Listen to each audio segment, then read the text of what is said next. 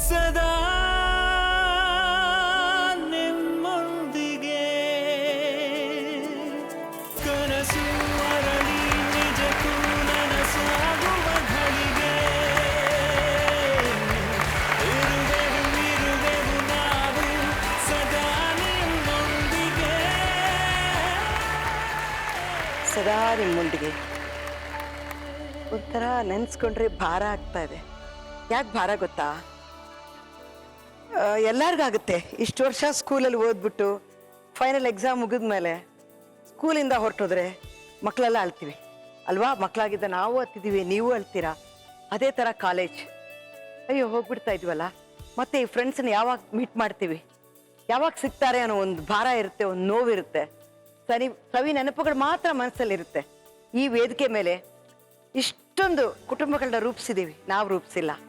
ಅದು ಭಗವಂತ ನಿಮ್ಮೆಲ್ಲರ ಸಹಾಯದಿಂದ ಅವರೆಲ್ಲರಿಗೂ ಒಳ್ಳೇದು ಮಾಡೋಕ್ಕಾಗಿತ್ತು. ಏನೋ ನಮ್ಮ ಕೈಲಾಗಿದ್ದು ಮಾಡಿದ್ದೀವಿ. ಅದಕ್ಕೆ ತುಂಬ ಸಹಾಯ ಮಾಡಿದ್ದು ಚಾನಲ್. ಆರ್ಟಿಸ್ಟ್ಗಳು ಬಂದು ಇಲ್ಲಿಂದ ಹೋಗಿ 1,000 ರೂಪಾಯಿ ಸಂಪಾದನೆ ಮಾಡ್ಕೊಂಡು ಬಂದರೆ ಚಾನಲ್ನವರು ಒಂದೊಂದು ರೂಪಾಯಿಗೆ 100 ರೂಪಾಯಿ ಕೊಡ್ತಾ ಇದ್ರು. ಹ್ಯಾಟ್ಸ್ ಆಫ್ ಟು ಉದಯ. ಸದಾ ನಿಮ್ಮೊಂದಿಗೆ ಅಂತ ನೀವೆಲ್ಲರೂ ಇಡೀ ಕರ್ನಾಟಕ ನನ್ನ ಹತ್ರ ಹೇಳ್ತಾನೆ ಇದೆ. ಈ ಪ್ರೋಗ್ರಾಮ್ ಮೂಲಕ ಎಲ್ಲರೂ ಸಹಾಯ ಮಾಡಿದ್ದೀರಾ, ತುಂಬಾ ಧನ್ಯವಾದಗಳು. ನಿಜವಾಗ್ಲೂ ಈ ಚಾನೆಲ್ ಶುರುವಾಗೋಕ್ಕೆ ಮೂಲ ಕಾರಣ ಯಾರೋ ಅವ್ರಿಗೆ ದೊಡ್ಡ ನಮಸ್ಕಾರ ಹೇಳ್ಕೊತೀನಿ. ಅವ್ರು ಯಾರು ಅಂತ ಬಹಳ ಜನಕ್ಕೆ ಗೊತ್ತಿಲ್ಲ. ಯಾಕೆಂದ್ರೆ ನಾನು ಇದು ಮಾಡಿದ್ದೀನಿ ಅದು ಮಾಡಿದ್ದೀನಿ ಅಂತ ಕೊಚ್ಕೊಳ್ಳೋ ಮನುಷ್ಯ ಅಲ್ಲ.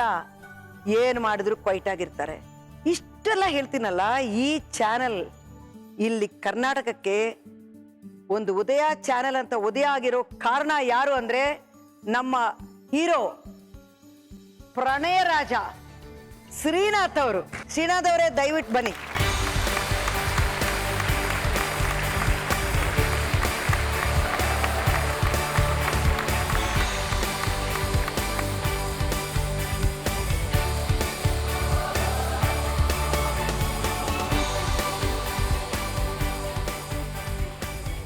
ಇಲ್ಲಿ ಸದಾ ನಿಮ್ಮೊಂದಿಗೆ ನಾನು ನೋಡ್ತಾನೆ ಇದ್ದೆ. ತುಂಬ ಅನುಕೂಲ ಆಗಿದೆ ಬೇಕಾದಷ್ಟು ಜನಕ್ಕೆ. ಅದರಲ್ಲಿ ನಡೆಸ್ಕೊಡ್ತಿದ್ದು ಯಾರು? ಸದಾ ನನ್ನೊಂದಿಗಿದ್ದೆ ಲಕ್ಷ್ಮಿ. ಅಯ್ಯೋ ತುಂಬ ಸಂತೋಷ ಆಗಿತ್ತು. ಆದರೆ ಆ ಸದಾ ನಮ್ಮೊಂದಿಗೆ ಕಾರ್ಯಕ್ರಮದಲ್ಲೂ ಜೊತೆ ಇರೋಂಗಾಯ್ತಲ್ಲ. ಸೊ ಅಲ್ಲಿಗೆ ನಮ್ಮ ಜೊತೆ ಯಾವತ್ತೂ ಬೇರಾಗಿಲ್ಲ. ಎಷ್ಟೇ ವರ್ಷ ಆದರೂ ಹಾಗೇ ಇದೆ. ಪ್ರೀವಿಯಸ್ 2012ಗೆ ನಾವು ಇದೇ ಉದಯ ಟಿವಿಗೆ ಇನ್ನೊಂದು ಮಾಡಿದ್ವಲ್ಲ, ಚಾಂಪಿಯನ್ಸ್ ಅಂತ. ಈ ಕೂತ್ಕೊಂಡ್ರೆ ನಗ್ನಗ್ತಾನೆ ಇರ್ತೀವಿ ಇಬ್ರು, ಹಳೇದನ್ನೆಲ್ಲ ನೆಲ್ಸ್ಕೊಂಡು. ಯಾಕೆಂದ್ರೆ ಫ್ರೆಂಡ್ಸ್ ತರ ನಾವೆಲ್ಲ ಬೆಳೆದಿದ್ದೀವಿ. ಅವ್ರ ಮಗ ಒಂದೊಂದು ನೆನ್ಸ್ಕೊಂಡ್ರು 1 ವರ್ಷ ಬೇಕಾಗುತ್ತೆ ನಾವು ಮಾತಾಡಕ್ಕೆ. ಇಡೀ 1 ವರ್ಷ ನಾವು ಶೋ ಮಾಡ್ಬೋದು. ಪಲ್ಲವಿ ಅಂತ ಒಂದು ಸಿನಿಮಾ ಬಂತು. ಅದ್ರಲ್ಲಿ ನನ್ನ ಮಗ ಅವಾಗ ಚಿಕ್ಕವನು, ಇವಾಗ ಅವನಿಗೆ ಮಗಳಿದ್ದಾರೆ, ಕಾಲೇಜ್ಗೆ ಹೋಗ್ತಾರೆ. ಆ ಚಿಕ್ಕ ಹುಡುಗ ಅವನು ಹೋಗ್ಬೇಕಾಯ್ತು. ಮನೆಯಲ್ಲ ತಂಬಂದು ಲಕ್ಷ್ಮೀನೂ ಇದ್ದಾರೆ ಕಳಿಸ್ಬೇಕು ಅಂದ್ರು, ಕರ್ಕೊಂಡೋದ್ರು. ಆ ಪಿಕ್ಚರ್ ಮುಗಿಯೋ ಅಷ್ಟೊತ್ತಿಗೆ ಅವನಿಗೆ ಅಪ್ಪನೂ ಬೇಡ ಅಮ್ಮನೂ ಬೇಡ, ಈ ಹೊಸ ಅಮ್ಮ ಬೇಕು ಅಂತ ಅವನೇ ಇಟ್ಕೊಂಡು ಹೋಗ್ತೀವಿ. ಅಮ್ಮ ಬೇಕು ಅಂತ ಇಲ್ಲೇ ಇಟ್ಕೊಂಡ್ ಬಿಡ್ತಾನೆ. ಹೋಗು ಅಂದ್ರೆ ಬೇಡ, ನನ್ಗೆ ಆ ಅಪ್ಪ ಬೇಕು, ನೀನ್ ಬೇಕು, ನನಗೆ ಈ ಅಪ್ಪ ಬೇಡ, ನೀನ್ ಬೇಕಾದ್ರೆ ನೀನ್ ಬಾ. ಅವನು ಮಧ್ಯೆ ಅಷ್ಟೇ ಆದ್ರು ಅಪ್ಪ ಬೇಕು ಅಂತಾನೆ. ಹಾಗಾದ್ರೆ ಮಮ್ಮಿ ನೀನ್ ಬೇಕು ಅಂತ ಆಗಲ್ಲ ಕಣೋ, ನನಗೆ ಬೇಡ ಕಣೋ ನೀನು, ನಿಮ್ಮಪ್ಪನೇ ನಿಮ್ಮಮ್ಮ ಅವಳು ಏಯ್ ಬರ ಇದೆ ಅಂತ ಅವಳು ಗಲಾಟೆ ಮಾಡೋದು. ಆಮೇಲೆ ಮನೆ ಕರ್ಕೊಂಡೋಗಿ ಆ ಮಗುಗೆ ತಮಿಳು ಬರಲ್ಲ, ಹೌದು ನನ್ನ ಮಗಳಿಗೆ ಕನ್ನಡ ಬರಲ್ಲ, ಆದ್ರೂ ಅವರಿಬ್ರು ಮಾತಾಡ್ಕೋತಾರೆ. ಇವನ್ ಹಂಗೆ ಓಡಾಡ್ತಾ ಕೊನೆಗೆ ತಂದಿದ್ವಲ್ಲ. ಈಗಲೂ ಅವನ್ ನೋಡಿದ್ರೆ ನನಗೆ ಅದೇ ಅವನೇ ರೋಹಿತ್ ಅನ್ನೋದು ದೋದಿ ಅಂತ ಕರೆಯೋದು. ನನ್ನ ಬಳೆ ಹಾಕೋತೀನಿ, ಆಮೇಲೆ ಗಜ್ಜೆ ಹಾಕೋತೀನಿ, ಡ್ಯಾನ್ಸ್ ಮಾಡ್ತೀನಿ, ಎಲ್ಲಾರು ಚಪ್ಪಾಳೆ ತರ್ತಾರೆ. ಇದೆಲ್ಲ ಒಂದು ಸಿನಿಮಾ ತರ ಓಡ್ತಾನೆ ಇರುತ್ತೆ ಶ್ರೀ ನನ್ಗೆ. ಅದು ಬರೀ ನಮ್ಮ ಮನೆಯವ್ರ ವಿಚಾರ ಹೇಳ್ಕೊಂಡಾಗ, ಆದ್ರೆ ಸಿನಿಮಾದಲ್ಲೂ ನಮ್ ಜೊತೆ ಬಂದವರು ಶಂಕರ್ನಾಗ್ ಎಷ್ಟು ಜನ ಇದ್ದಾರೆ. ನಾವು ಅಲ್ಲಿ ಒಂದು 20 ದಿವಸಕ್ಕೆ ಮೇಲೆ ಇರಲ್ಲ. ಈ ಬಾಬು ಒಂದು ಚಾದಸ್ತಾ ನಾವು ಅಲ್ಲಿ ಬಾಬು ಒಳ್ಳೆ ಪಿಕ್ಚರ್ ಮಾಡ್ಬೇಕು ಅಂತ ರಾಜೇಂದ್ರ ಸಿಂಗ್ ಬಾಬು ಅಲ್ಲಿ ಕಾರವಾರಲ್ಲಿ ಒಂದು ಕಾಡಲ್ಲಿ ತಗೊಂಡೋಗಿ ನಮ್ಮ ಅಯ್ಯೋ ನನ್ನಪ್ಪ ಅದು ವಜ್ಜಮನಿ ಪ್ರೊಡ್ಯೂಸ್ ಮಾಡ್ದ ಅಂತ ನಾವೆಲ್ಲ ಒಪ್ಕೊಂಡು ಹೋದು. ರಾಜೇಂದ್ರ ಸಿಂಗ್ ಬಾಬು ಡೈರೆಕ್ಷನ್, ಗಂಡಬೇರುಂಡ ನೀವು ನೋಡಿದಿರಲ್ಲ. ಕಾರವಾರದ ಆಚೆ ಒಂದು ಕಾಡಲ್ಲಿ ಟೆಂಟ್ಗಳು ಹಾಕೊಟ್ರು, ಅಲ್ಲೇ ಇರ್ಬೇಕು ನಾವು. ಊಟ ತಿಂಡಿ ಇರಲ್ಲ. ನನ್ಗಾದ್ರೂ ಫಾರೆಸ್ಟ್ ಡಿಪಾರ್ಟ್ಮೆಂಟ್ ರೂಮ್ ಅಲ್ಲಿ ಕೊಟ್ರು ನಮಗೆ ಆ ಟೆಂಟ್. ಸ್ನಾನ ಇಲ್ಲ ಎಲ್ಲಪ್ಪ? ನನ್ನ ರೂಮ್ ಬಗ್ಗೆ ಹೇಳ್ಬಿಡ್ತೀನಿ. ಇವರಿಗೆಲ್ಲ ಟೆಂಟ್ ಅಲ್ಲಿರುತ್ತೆ, ಏನು ಇಳಿದು ಹೋಗೋದಷ್ಟೇ.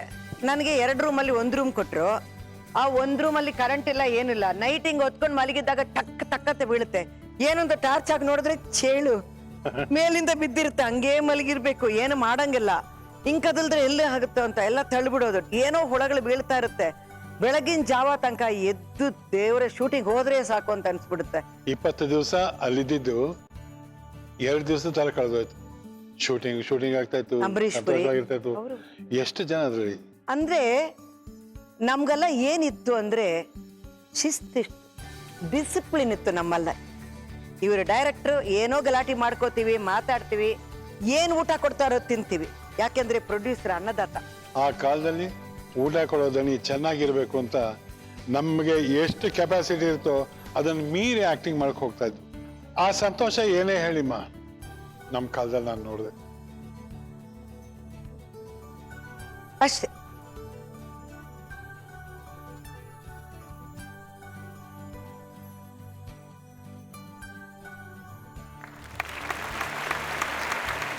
ಉದಯ ಟಿವಿ ಶುರು ಮಾಡಿದ್ದೆ ನೀವು. ಅವ್ರು ಟಿವಿ ಶುರು ಮಾಡಿದ್ರಿಂದ ಎಷ್ಟೊಂದು ಜನ ಬದುಕ್ತಾ ಇದ್ದಾರೆ, ಆರ್ಟಿಸ್ಟ್ಗಳು. ನಡೀತಾನೆ ಇದೆ, ಒಳ್ಳೆ ಚಾನಲ್ ಆಗಿ ಬಂದಿದೆ. ಸೊ ನಿಮ್ಗೆ ಕೈ ಮುಗಿಬೇಕು, ಎಲ್ಲಾರ ಪರವಾಗಿ ನಿಮ್ಗೆ ಕೈ ಮುಗಿತೀನಿ ಈಗ. ಅದು ನಾನು ಸೆಲ್ವಮ್ಮ ಅವರು ಅವರೆಲ್ಲ ಸೇರಿದಾಗ ತಾನೆ ಇದಿಷ್ಟು ಚೆನ್ನಾಗಿರೋದು. ಒಟ್ಟಾರೆ ಇದು ಒಂದು ಚಾನಲ್ ಅಂತ ನಾವು ಕೆಲಸ ಮಾಡಲಿಲ್ಲ, ಒಂದಿದಲ್ಲ ನಮ್ಮದು, ನಮ್ಮ ಮನೆಯದು ಅನ್ಕೊಂಡು ಕೆಲಸ ಮಾಡ್ತಾ ಬಂದು.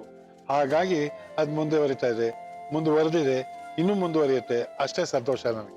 ನೀವು ಹೇಳ್ತಿದ್ರಲ್ಲ ಸರಸ್ವತಿ ಅಂತ, ಇವತ್ತು ನಿಜವಾಗ್ಲೂ ಒಬ್ಬ ಸರಸ್ವತಿನೇ ಬರ್ತಾ ಇದ್ದಾಳೆ. ಅವಳಿಗೆ ನೀವು ಸಹಾಯ ಮಾಡ್ಬೇಕು, ನಿಮ್ ಕೈಯಲ್ಲಿ ಆಗುತ್ತೆ.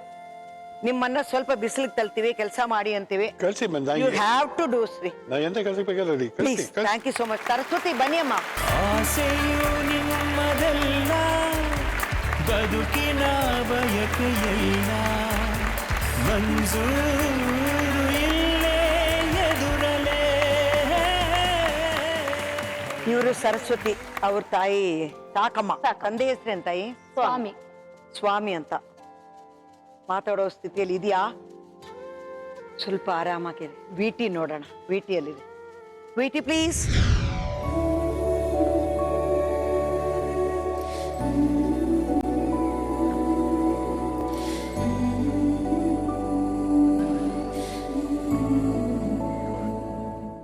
ನನ್ನ ಹೆಸರು ಸರಸ್ವತಿ. ನಾವು ಹುಣಸೂರಲ್ಲಿರೋದು. ಹುಣಸೂರಲ್ಲಿ 3 ವರ್ಷದಿಂದ ಇದ್ದೀವಿ.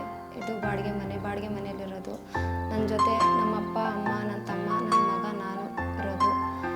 ನಾನು BA ಕನ್ನಡ ಮಾಧ್ಯಮದಲ್ಲೇ ಕನ್ನಡ ಟೀಚರ್ ಆಗಿ ಈ ಲಕ್ಷ್ಮಣ ತೀರ್ಥ ವಿದ್ಯಾಸಂಸ್ಥೆ ಅಲ್ಲಿ ವರ್ಕ್ ಮಾಡ್ತಾ ಇದ್ದೀನಿ 3 ವರ್ಷದಿಂದನೂ. ನಮ್ಮ ಅಪ್ಪ ಅಮ್ಮನಿಗೆ 4 ಜನ ಮಕ್ಕಳು, 3 ಜನ ಹೆಣ್ಮಕ್ಳು, ಒಬ್ಬ ತಮ್ಮ. ನಮ್ಮಪ್ಪ ಪಾತ್ರೆ ವ್ಯಾಪಾರ, ಹಳ್ಳಿಗಳಿಗೆ ಹೊತ್ಕೊಂಡು ಹೋಗಿ ವ್ಯಾಪಾರ ಮಾಡೋದು. ನಮ್ಮಮ್ಮ ಬಳೆ ವ್ಯಾಪಾರ ಮಾಡೋದು. ನನ್ನ ತಮ್ಮನೂ ಪಾತ್ರೆ ವ್ಯಾಪಾರನೇ ಮಾಡ್ತಾನೆ, ಬೇರೆಯವ್ರ ಕೈ ಕೆಳಗಡೆ.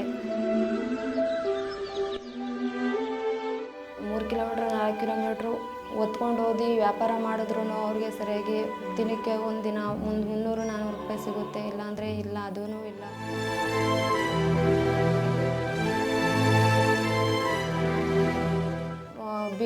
BA ಮುಗಿದ ಮೇಲೆ ನನಗೆ ಮದುವೆ ಆಯಿತು. ಮದುವೆ ಆದಮೇಲೆ BEd ನಮ್ಮ ಹಸ್ಬೆಂಡೇ BEd ಮಾಡಿಸಿದ್ದು. ಸುಮಾರು ಸರಿ ಗೌರ್ಮೆಂಟ್ ಕೆಲಸಕ್ಕೆ ಅಪ್ಲೈ ಮಾಡಿದೆ, ಆದರೂ ನನಗೆ ಸಿಗಲಿಲ್ಲ. ಈಗ ಪ್ರೈವೇಟ್ ಸ್ಕೂಲಲ್ಲಿ ಕನ್ನಡ ಟೀಚರ್ ಆಗಿ ವರ್ಕ್ ಮಾಡ್ತಾಯಿದ್ದೀನಿ.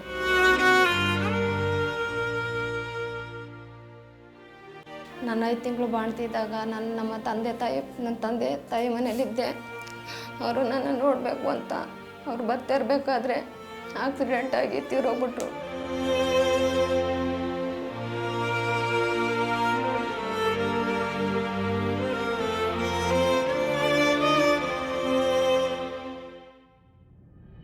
ಸಂಜೆ ಒಂದು 4 ಕಾಲಲ್ಲಿ ಆ ರೀತಿ ವಿಷಯ ತಿಳಿದ ತಕ್ಷಣ ನಾವು 5 ತಿಂಗಳು ಪಾಪನ ಎತ್ಕೊಂಡು ಮೈಸೂರಿಗೆ ಬಂದ್ವಿ.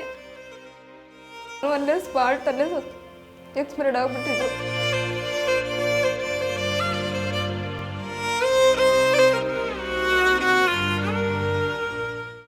ನೋಡೋಕ್ಕೆ ಅಂತ ಹೋದಾಗ ನನಗೆ ಜ್ಞಾನ ಇಲ್ಲದೆ ನಾನೇ ಬಿದ್ದೋಗಿದ್ದೆ. ಪಾಪು ಎಲ್ಲೈತೆ, ಎಲ್ಲಿದ್ದೀನಿ ನಾನು, ಏನಾಯಿತು ಅನ್ನೋದು ನನಗೆ ಗೊತ್ತಿಲ್ಲ. ಅವ್ರಿಗೆ ಪೋಸ್ಟ್ಮಾರ್ಟಮ್ ಮಾಡಿ ತಗೊಬಂದು ಅವ್ರಿಗೆ ಡಪ್ಪನ್ ಮಾಡುವಾಗ ಅವ್ರ ಮುಖ ನೋಡಿದ್ದು, ಅಲ್ಲಿವರೆಗೂ ನಾನು ಅವ್ರ ಮುಖನೇ ನೋಡಿಲ್ಲ.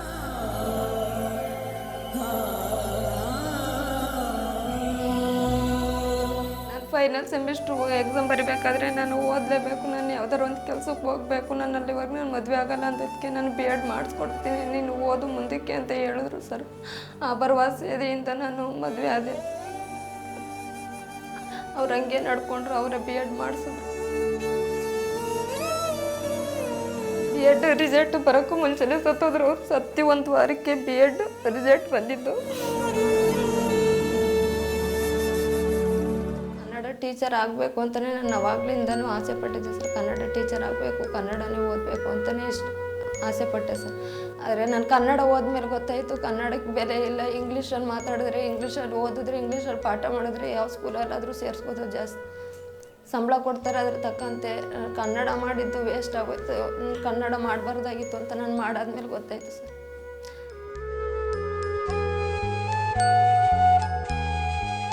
ನನ್ನ ತಂಗಿದಿರ್ನೆಲ್ಲ ಮದುವೆ ಮಾಡಿ ಸಾಲಾಗಿದೆ ಸರ್. 1-2.5 ಲಕ್ಷ ಸಾಲಾಗಿದೆ. 3 ವರ್ಷದಿಂದ ಅವ್ರಿಗೆ ಬಡ್ಡಿ ಕಟ್ಕೊಂಡೆ ಜೀವನ ಮಾಡ್ತಾರೆ. ಅವ್ರು ಮಾಡೋದು ಎಲ್ಲ ಬಡ್ಡಿಗಾದರೆ ನಾನು ಮಾಡೋದು ನನ್ನ ಜೀವನಕ್ಕಾಗ್ತದೆ. ಒಂದು ಕಷ್ಟ ಬಂದ್ರೂ ಒಂದು ಆಸ್ಪತ್ರೆಗೆ ತೋರಿಸ್ಕೋಬೇಕು ಅನ್ನೋಷ್ಟು ನಮ್ಮ ಹತ್ರ ದುಡ್ಡಿಲ್ಲ ಸರ್. ಇವರು ಬೇರೆ ಬೇರೆ ಹಳ್ಳಿ ಕಡೆಯಲ್ಲಿ ಹೊತ್ಕೊಂಡು ಹೋಗಿ ವ್ಯಾಪಾರ ಮಾಡೋದು ಬದಲು ಒಂದೇ ಕಡೆ ಒಂದು ಅಂಗಡಿ ಇಟ್ಕೊಂಡು ಒಂದೇ ಕಡೆ ವ್ಯಾಪಾರ ಮಾಡಿ ಈಗ ನೀವು ಕೊಡೋ ಸಹಾಯದಿಂದ ಜೀವನ ಮಾಡ್ಬೋದು. ಮತ್ತು ಆಗಿರುವಂಥ ನಮ್ಮ ತಂಗಿ ಮದುವೆಗಳಿಗೆ ಆಗಿರೋ ಸಾಲನ ತೀರಿಸ್ಬೋದು ಅನ್ನೋ ಒಂದು ಉದ್ದೇಶ.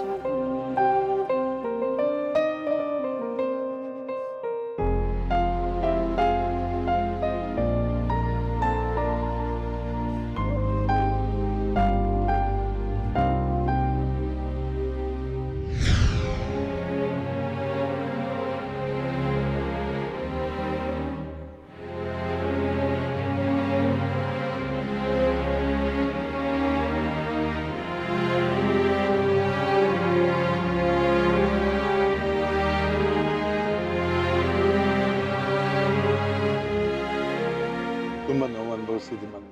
ಹೌದು ಸರ್. ವಿಧಿ ಹೀಗಾದ್ರೆ ಸಿಗಾಕೊಂಡಾಗ ಯಾರು ಸಿಗಾಕೋತಾರೆ ಯಾರು ಅಂತ ಗೊತ್ತಾಗೋದಿಲ್ಲ. ಹೌದು ಸರ್. ನಮ್ಮ ಬದುಕು ಹೀಗೆ ಇರುತ್ತೆ ಅಂತ ಅನ್ಕೊಂಡಿರ್ತೀವಿ, ಆಗೋದಿಲ್ಲ, ಏನೋ ಒಂದು ಆಗೋಗುತ್ತೆ.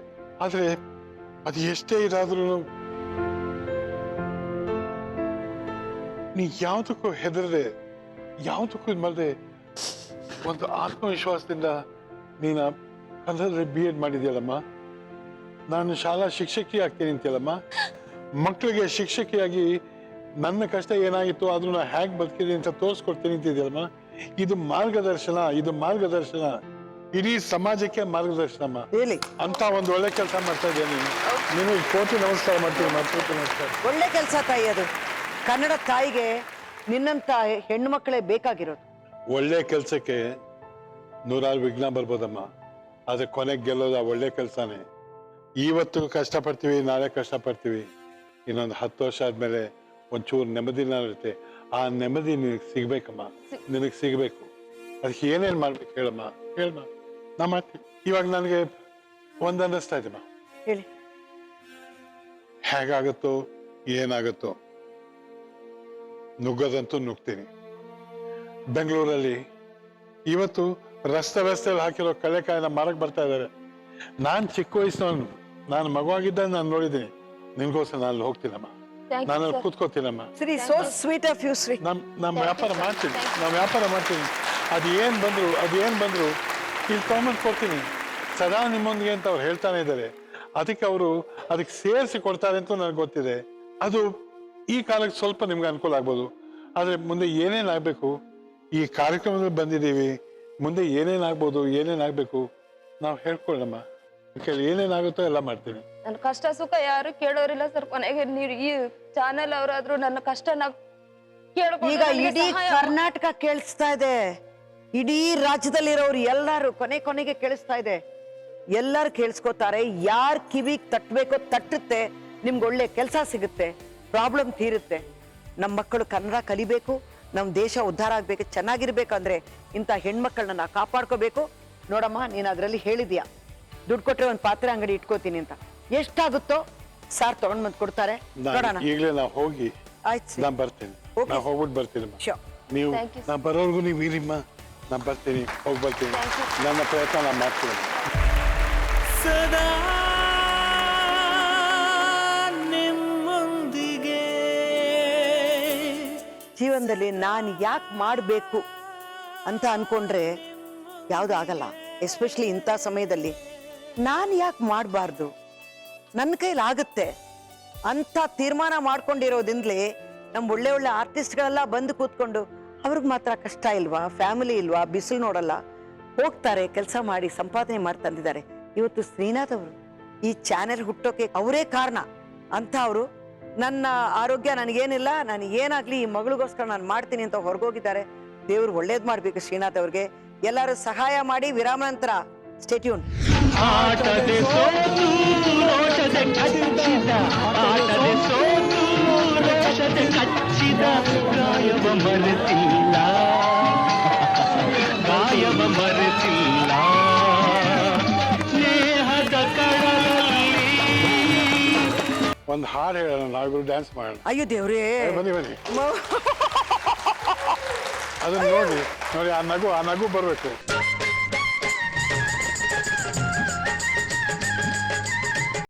ಸದಾ